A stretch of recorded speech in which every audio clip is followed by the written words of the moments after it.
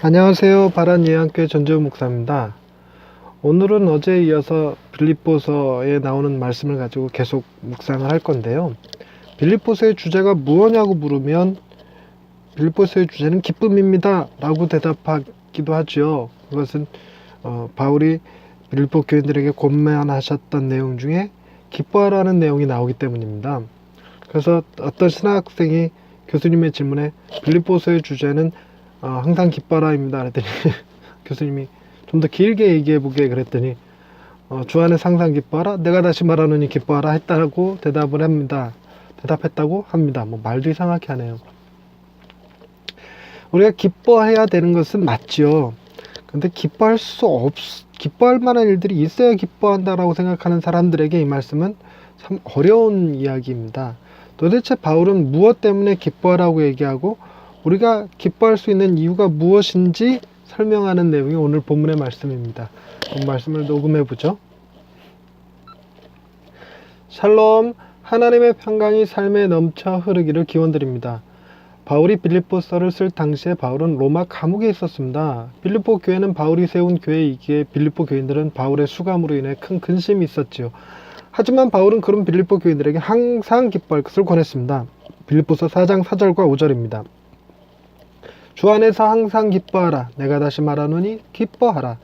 너희 관용을 모든 사람에게 알게 하라. 주께서 가까우시니라. 아멘.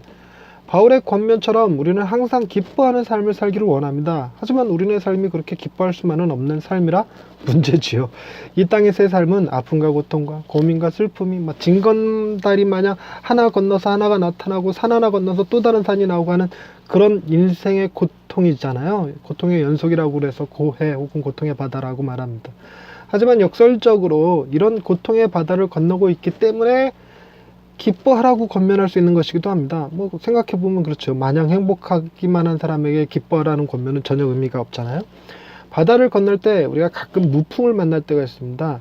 아무런 바람이 불지 않는 것이죠. 돛달린 배를 타고 있다면 요트 같은 거요. 아주 잔잔한 바다 위에서 약간의 평안을 누릴 수는 있습니다. 하지만 그 배는 앞으로도 뒤로도 움직이지를 않아서 육지에 다다르기는 더 어려워지는 법입니다. 무풍이 며칠씩 반복된다면 우리는 바람과 파도를 그리워하게 됩니다. 힘들기는 해도 그 바람과 파도로 인해 우리가 가고자 하는 곳에 더 빨리 이르게 되잖아요. 무풍 속에서 며칠을 견딘 사람은 바람과 파도가 더 이상 자신을 힘들게 하는 고난으로만 느끼지는 않습니다. 오히려 내가 탄 배를 밀어주는 원인이 된다고 여기죠. 사람이 마냥 평안하기만 한다면 인류의 발전은 더디게 됩니다. 더디다 못해 아예 멸종할 수도 있죠. 인생은 평안함 속에서 유유자적하는 것이 아니라 고통을 견디며 얻어지는 교훈과 인내로 다음에 다가오는 고통을 보다 더 쉽게 견딘 힘을 갖게 되는 법입니다. 그것이 타인을 도울 수 있는 지혜가 되기도 하고요. 바울이 말하는 기쁨은 우리가 이해하는 기쁨과는 조금 다릅니다. 행복한 가운데 웃는 것을 기쁨이라고 하는 것이 아니라 모든 것을 참고 용서하며 인내함으로 보다 더 넓은 마음과 자족할 줄 아는 지혜를 기쁨으로 표현한 것입니다. 이런 넓은 마음을 바울은 관용이라는 말로 표현했죠. 관용의 사전적 의미는 남의 허물을 너그러이 용서하는 것을 의미합니다. 보다 넓은 의미로는 다른 사람의 인격과 자유를 인정하는 것을 말하죠. 바울은 이런 관용이 기쁨이 된다고 말합니다. 비록 감옥에 수감되어 있는 상황이기는 하지만 바울은 이미 빌립보에 있을 때 억울하게 옥살이를 했던 경험이 있잖아요. 귀신 들린 여종을 고친 후 여종의 주인들이 모함하여 모진 매를 맞고 빌립보 지하 감옥에 수감됐었지요. 하지만 거기서 바울은 하나님의 인재를 경험하고 간수장이 예수를 믿는 경험을 하게 되죠. 그때 했던 유명한 말이 주 예수 믿으라 그리하면 너와 내 집이 구원을 얻으리라 했던 것입니다. 이것이 기독교인들의 가장 큰 힘이 됩니다. 내 삶에 다가오는 수많은 슬픔과 고통을 그저 눈물의 씨앗으로 여기는 것이 아니라 하나님이 하시고자 하는 계획들 속의 한 일부분임을 믿고 그 슬픔과 고통을 통해서 더 나은 크리스찬이 되기 위한 하나님의 연단으로 여길 수 있게 됩니다. 고통 속에서 함께 하시는 하나님으로 인해서 기뻐할 수도 있고 고통의 터널을 지나서 더 지혜롭고 더 강해진 자신의 모습을 상상하면서 기뻐할 수도 있습니다. 어쩌면 하나님 나라에 들어가기 위한 거쳐야 될 통과 의례로 여겨서 기뻐할 수도 있고 주님이 우리를 위해 당하신 고난을 내가 조금은 이해할 수 있게 되었구나라는 믿음으로 그 아픔이 승화될 수도 있죠. 바울이 말하는 관용은 그것을 통해 우리가 연단받고 정금같이 되어서 하나님의 큰 일꾼이 되는 것을 말하는 것은 아닙니다. 바울이 빌립보 교인들을 위로할 때 쓴 카드는 주님의 재림이었습니다. 주께서 가까우기 때문에 우리가 관용할 수 있고 그래서 기뻐할 수 있게 된다는 말이지요. 밤이 깊으면 아침이 가까이 왔다는 것을 기대할 수 있잖아요. 그렇듯 우리가 관용을 모든 사람에게 보여야만 하는 그런 상황이 된다면 이런 주님이 금방 오실 것임을 느끼게 해준다는 말입니다.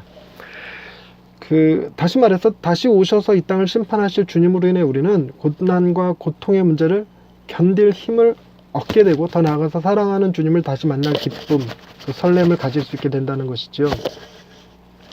주님이 다시 오실 것을 믿지 않는 사람들 눈에 기독교인들은 그저 정신질환의 하나로 기뻐하고 있다고 여길지도 모릅니다. 하지만 인생이 고통의 바다라면 끊임없이 다가오는 바람과 파도에 인상 쓰고 울고 있기보다는 육지가 가까이 다가옴을 기대하고 기뻐하는 것이 참된 지혜가 될 수 있습니다. 그렇게 주님은 우리가 기뻐할 수 있는 힘이 되어주십니다. 할렐루야. 우리의 굴곡진 삶을 기쁨으로 채우시는 하나님 아버지, 넘실대는 파도에 속이 울렁거려도 나의 작은 미소로 다른 사람들에게 힘을 줄 수 있게 하시니 감사합니다.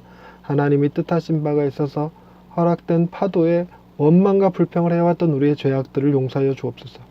이제부터는 눈물이 흘러도 웃음을 잃어버리지 않게 하시고 아프고 고통스러워도 유머를 잊지 않게 하시며 억울하고 괴로워도 미소 짓는 법을 기억할 수 있게 하옵소서. 무엇보다 고통의 한가운데서도 은혜를 잊지 않으며 우리와 함께 계시는 주님을 기억할 수 있게 도와주옵소서. 우리를 고통 속에서 건지시는 하나님을 찬양하오며 예수님의 이름으로 기도드립니다. 아멘. 모니터에 가까이 두고 어쨌든 눈을 카메라에 여러 번 비치게 노력해봤습니다. 오히려 더 어색한 건 아니었는지 모르겠네요. 요즘 기쁘십니까? 희한하게 모든 시대가 다 경제적인 위기, 안보 위기 이런 걸로 겁주는 시대예요. 요즘 같으면 동성애 문제 혹은 네오 막시즘, 마오이즘, 공산주의 프레임 같은 것들로 공포를 조성하는 분위기가 덜어 있어 보이기는 합니다만 그 어떤 상황에서도 주님을 믿는 믿음, 그로 인한 기쁨, 그로 인한 감사 이런 것들은 잊지 않았으면 좋겠습니다. 오늘 하루 고통 속에서 약에 의존하여 살아가는 하루일지라도 오늘 하루의 삶에 감사로 하나님 앞에 찬양 올릴 수 있다면, 잠들기 전에 감사기도 한번 할 수 있다면 참 좋겠습니다. 오늘도 웃으면서 살아가시길 바랍니다. 감사합니다.